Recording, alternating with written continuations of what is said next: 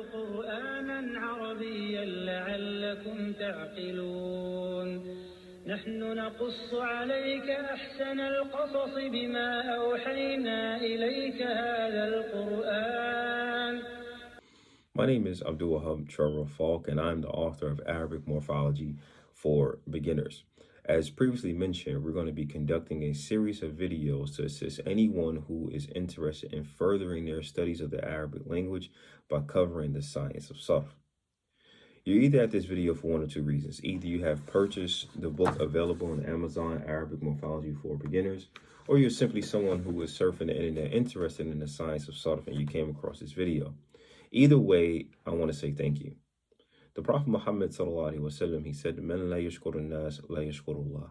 Whoever does not thank the people has not truly thanked his Lord in return. So I want to say thank you. Prior to going to today's lesson, which is going to be about how do we conjugate four-letter verbs, there are two things that actually we need to cover. And I think these things are extremely important if you want to continue your studies in the science of Sarf. The first thing we're going to be doing is actually a warm-up. And that warm-up is going to consist of three parts that I'm going to explain. After the warm-up, we're going to be going over key points that is imperative that you do not need to forget from the previous lesson and also from the lessons going forward. So what is the warm-up going to consist of? The first part of the warm-up is I'm going to be giving you words which you'll see available on your screen. And I want you to tell me which pattern does it fall under. It's going to be three-letter verbs, but it's going to fall on a certain pattern. If you recall from last class, we said that three-letter verbs in the Arabic language are available on three types of patterns. Either it's going to be fa'ala, or it's going to follow the pattern of fa'ila, or it's going to follow the pattern of fa'ula, which is extremely rare. So the first part of the warm-up is, again, I'm going to be throwing words up on the screen here without the vowels, and you should recall them from last class and also available in your book. Which scale does this fall under? The second part is I'm going to give you a sentence in English that I want you to translate into Arabic. So the sentence may consist of something like this very quickly. It may consist of, did she go to the store? Okay, so now you know I'll give you the verb itself, which is dhahaba, but I want you to conjugate it correctly based upon the chart that we learned from before. The third part of the warm-up is we're going to look at an actual text. And in this case, we'll look at some verses from the Quran. And I want you to tell me, is this on the scale of fa'ila or fa'ala or fa'ula? Very simple. After we complete the warm-up, we're going to go into key points that I want you guys to forget. So without further ado, let's actually get into the warm-up. So as we said, the warm-up is going to consist of three parts, and this is going to be part one. Available on your screen now, you should see five three-letter verbs. And what I want you to do, you have about 15 seconds to tell me which scale pattern does these three-letter verbs fall under. Does it fall underneath the pattern of fa'ala? Does it fall underneath the pattern of fa'ila? Or does it fall underneath the pattern of fa'ula? So again, you should see the five three-letter verbs available on your screen right now.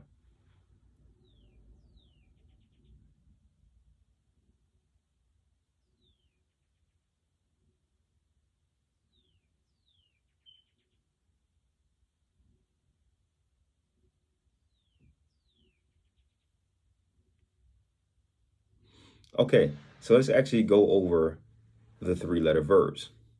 The first one should fall underneath the pattern of fa'ala, because we have the word talaba. The second one that we have is fahima, which falls underneath the scale pattern of fa'ila. Number three, we also have alima, which falls underneath the pattern of fa'ila. Then we also have number four, hafidha, which falls underneath the scale pattern of fa'ila. And lastly, we have the verb abada, which falls underneath the scale pattern of fa'ala. So again, what you should have accomplished from last class is that you know that three-letter verbs fall underneath three types of patterns. And now you're able to see these three-letter verbs and know which pattern does it fall under. So the second half of the warm-up is actually going to be very simple. I'm going to provide you with three verbs, and I want you to conjugate them properly in each sentence to translate from English to Arabic. Now, some of these verbs are going to come in the back of your book. All right. And so these three verbs are atasa, atasa, which means he sneezed. The second verb is darasa, darasa, which means he studied. And then the third verb is labisa, labisa, which means he wore. So for the first sentence, I want you to translate from English to Arabic, and you're going to be talking directly to a female. So how would you ask, did you sneeze? Did you sneeze? Again, the verb is atasa. For the second sentence, for the warm-up, I want you to ask a group of people that consists of three or more. I want you to ask a group of people, what did you all study yesterday in school? Don't forget your verb is darasa. What did you all study yesterday in school? The third verb, as we said, is labisa. Labisa. I want you to ask, you're talking directly to a male. I want you to ask, did you wear that shirt yesterday? Did you wear that shirt yesterday? So again, the first part of the warm-up we covered, we gave you 5 different three-letter verbs without the vowels, and we wanted you to apply them appropriately to their respective pattern. The second half of this warm-up was basically to take a three-letter verb and conjugate it properly in a sentence while translating from English to Arabic. And now we're going to be entering the third part of the warm-up, and we said we're going to be looking at some verses of the Quran and see, does this particular verb falls on this particular pattern? So part 3, we're going to be looking at 3 different verses from the Quran, and I want you to tell me, does the three-letter verb provided in this verse falls on this particular pattern? And remember, when three-letter verbs consist of 3 pattern or 3 options that you can choose from. So the first verse comes in Surah Al-Araf. You should see it in your screen now. It says, فَهَلْ وَجَدْتُمْ مَا وَعَدَ رَبُّكُمْ حَقًّا. So the 2 verbs I want you to focus on is wajadtum and also wa'ada. Which pattern does these verbs fall on the 3-letter pattern form? Okay. The second verse I want you to look at comes from Surah Al-Baqarah, when Allah subhanahu wa ta'ala, he asks us in the Quran, and he says, Kem labift, or Kem labifta, and it's replied, labiftu yawmin aw ba'da yawm. Again, Kem labifta, labiftu yawmin aw ba'da yawm. The verb I want you to focus on is labithta, and also what is replied, labithtu. Which pattern does that fall on? The third verse I want you to focus on comes from Surah Al-Imran, when Allah subhanahu wa ta'ala, he says, Shahid Allahu annahu la ilaha illahu. Shahid Allahu annahu la ilaha illahu. So I want you to tell me the word shahida falls on which scale pattern. Again, shahida falls on what scale pattern. So therefore, that concludes the warm-up, and we're actually going to go into key points that I don't want you to forget moving forward in our studies on the science of Sarf. The main thing when it comes to past tense verbs, it's going to apply to today's lesson as well, is that no matter how long the verb is, the conjugations for the past tense verbs will always remain the same. This is why I said before it was imperative for us to lock down the chart and to know the endings of the verbs when we're conjugating them. If you remember, for an example, when I said fa'ala, fa'ala, fa'alu, whether the verb is a 4-letter verb, whether it's a 5-letter verb, 6-letter verb, and so on, the endings of the verbs are in the past tense are always going to remain the same. Okay, it's always going to remain the same. So now let's get into today's lesson with how do we conjugate 4-letter verbs in the Arabic language. When it comes to 4-letter verbs in the Arabic language, there are 4 possible patterns that the 4-letter verbs can fall on.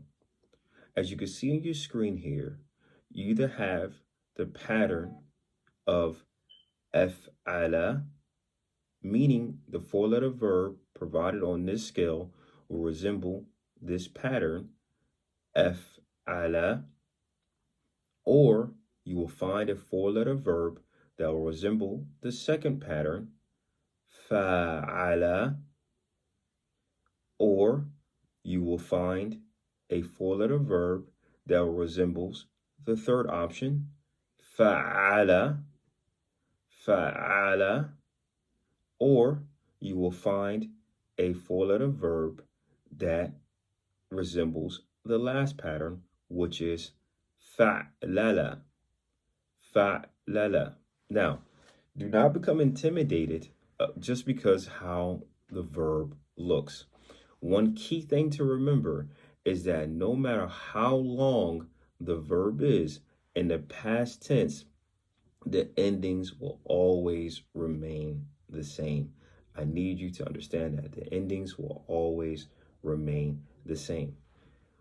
Another thing that I want to mention, and is extremely important here, is that what separates 4-letter verbs from 3-letter verbs is that sometimes, and I highlight the word sometimes, the verb on this particular scale carries a particular meaning. Not all the time, however, verbs provided on this particular scale can also carry a certain meaning solely because it's on this particular scale. Now, I know it's a lot to take in, but let me break it down, and by the end of the lesson, it'll become extremely clear. So let's go over the first option that's available to us. We said that 4-letter verbs can follow 4 different patterns, and the first one of those patterns can be af'ala. So the word af'ala the scale itself carries a particular meaning, and that meaning is a causative meaning. And what do I mean when I say that? So for an example is if you find a verb, and again, I want to highlight, we're not talking about every verb provided on this scale, but some verbs on this particular scale, you cause the action to happen. So let's look at an example. You have the word ضحك. ضحك, it means he laughed. So for an example, let's say I saw something that was funny and I said ضحكت. ضحكت. I laughed.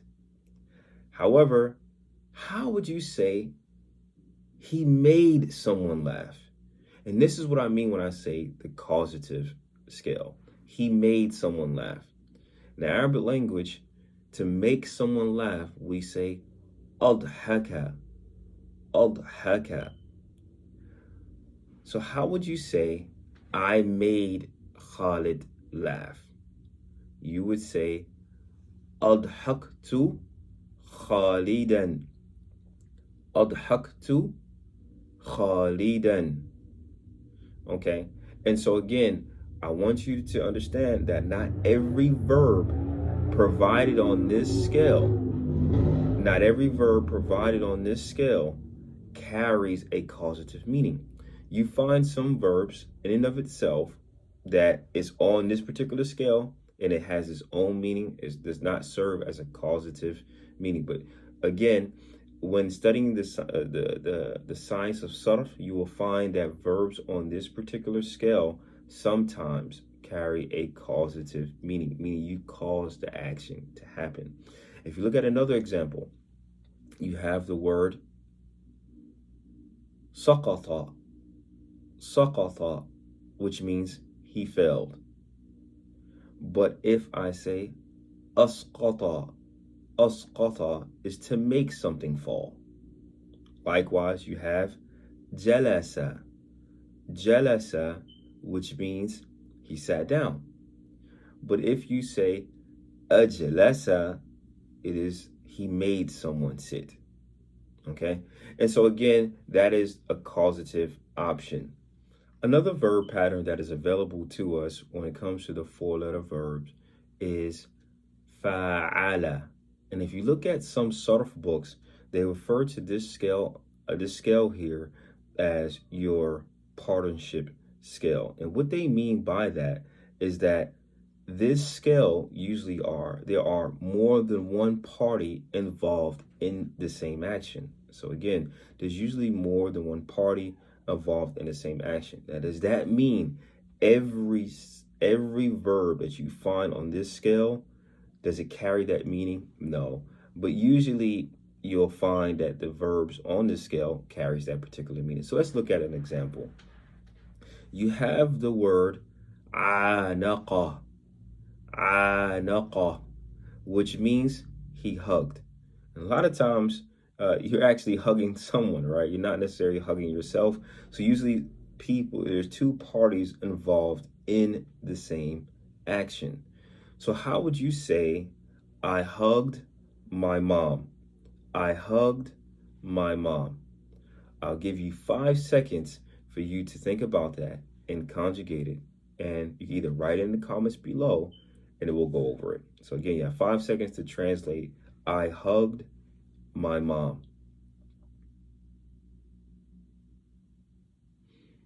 If you said, anaqtu ummi, you're right. Anaqtu ummi, I hugged my mom. So again, usually in this scale, you'll find that, again, there's usually more than one party involved in the same action. They refer to it as the partnership. In some sarf books, they refer to it as the partnership scale. But now if you see that, you understand what's being referred to. Let's look at another example. You have the word safaha, safaha, which means to shake hands. And again, usually you're not going to shake hands with yourself. If you do, then I get it. If you like it, I love it. But usually when you shake hands with someone, you're shaking hands with someone else. So how would you say, she shook hands with her friend? She shook hands with her friend.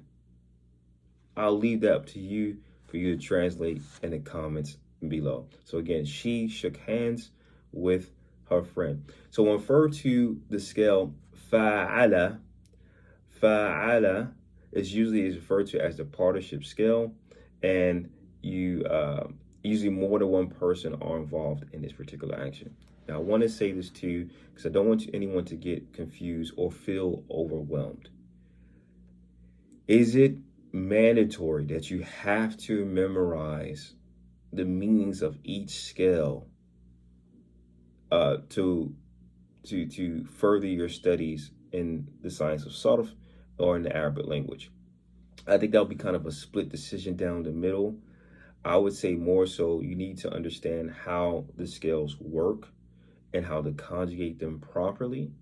So, and then when you come across certain verbs later through your studies or in the back of the book or whatever you find a new verb in a dictionary, you know, okay, if I put it on this scale, then I can conjugate it this way, and so on and so forth.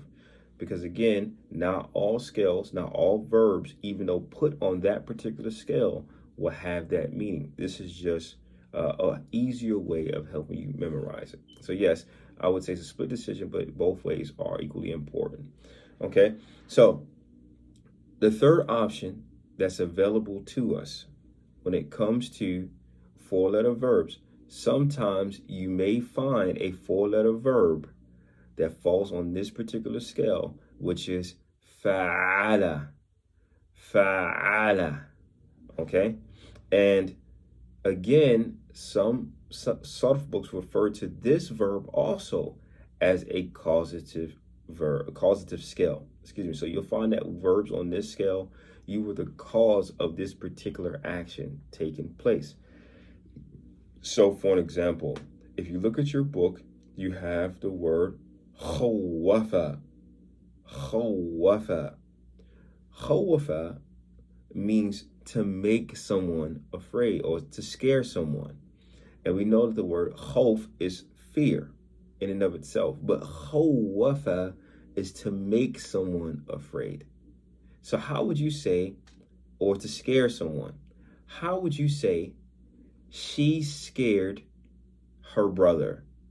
She scared her brother. I want you to translate that in the comments below. I want you to translate, she scared her brother. Okay? Also, if you look at another example that's available to you here in the book, you will see I chose one of the options as allama. Allama. The three-letter verb is alima, which is he knew. But allama, it means he taught. And if you remember from the previous video, in part 1, at the beginning of the video, I gave you the word darrasa, which means he taught as well. And you have the three-letter verb darasa, which means he studied. So again, the causative, you're teaching this person. You're teaching to make someone know. Allama. All right. And also you'll find a verse in Surah Al-Rahman as well. Allama al-Quran. Right. He taught the Quran. So you have these options that are available to you. So again, notice that the third option on the four-letter verb, the fourth option on the four-letter verb is fa'ala. And if you find a word on this particular scale, generally is going to have a causative meaning, if you will, but it does not mean, again, this is extremely important, it does not mean every verb that you find on this particular scale is going to have a causative meaning, okay? Sometimes the meaning of the verb is what it is. All right. The fourth option that is available to a person when dealing with the four-letter verbs, you have fa'lala. Fa'lala. If you could put a star next to that, because it's also extremely rare as well that you, well, I won't say extremely rare, but it's rare that you would kind of use them. All right. And I have certain options here available to you in the book. You have basmala, which means to say Bismillah, basmala. Okay. So if you were to ask someone, let's say you were eating, with your children, and you didn't hear them say Bismillah before eating, how would you ask them, did you all say Bismillah? Again, you should know how to conjugate this from the previous charts and also the charts that's available in your book. How would you ask them, did you all say Bismillah? All right. Another example I want you to look at, and on this particular scale, is the word tarjama. Tarjama. Tarjama, it means he translated. He translated. So how would you say, I want to give you 3 small sentences, and I want you to say, she translated. Again, she translated. How would you say that? She translated. The second thing, or the second sentence, I want you to say, I translated what you said. I translated what you said. Now, I know some of these sentences may feel a little bit complex, or they may feel or a little bit too hard. Again, I don't want you to get overwhelmed. And this is why we said previously that one of the prior books I think you should study prior to doing Sarf is Medina Book 1, and then enter, because it helps build a strong foundation, and then you can pick this book up. But even so, I don't want you to feel overwhelmed, and at the very least, I want you to know how to apply or how to conjugate the verbs correctly, no matter what scale option you find. So again, we have, I translated what you said. I translated what you said. So again, as a review, as a recap of everything that we have went over, when it comes to 4-letter verbs, you have 4 options. Either it's going to be af'ala, or it's going to be fa'ala, or it's going to be fa'ala, or you're going to find fa'lala. Again, do not wreck your brain right now and try to figure out, okay, if this verb is available on this option, then it has to have a causative meaning, because that's not necessarily the case. Sometimes, yes, it will have a causative meaning. Sometimes the verb itself that's provided on this particular scale carries its own meaning, okay? But regardless of whether any scale that it falls on, you need to understand that the endings are going to remain the same. The endings are going to remain the same. So for an example, if we have the verb raja'a, raja'a, which scale does that verb fall under? Or which pattern, excuse me, does that verb fall on? Raja'a, raja'a, which means he revised or he reviewed. And how would you say, I reviewed last night? I reviewed my homework last night. Okay? I reviewed my homework last night. How would you say that? Okay? And also, we have another option that's available to us is fa'ala, fa'ala, and lastly, you have the word fa'lala, fa'lala. So again, all of these, the 4-letter verbs, there are 4 options.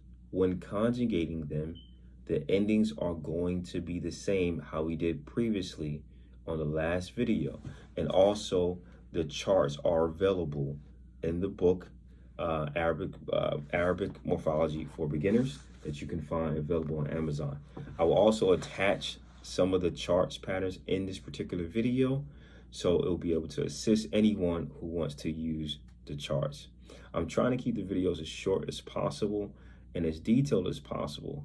But if you have any questions in regards to what we covered today, please put it in the comments below. Thank you all for just giving me your ear and assisting you with going over the book. Jazakumullahu khair. Assalamu alaikum wa rahmatullahi wa barakatuh. قرآنا عربيا لعلكم تعقلون نحن نقص عليك أحسن القصص بما أوحينا إليك هذا القرآن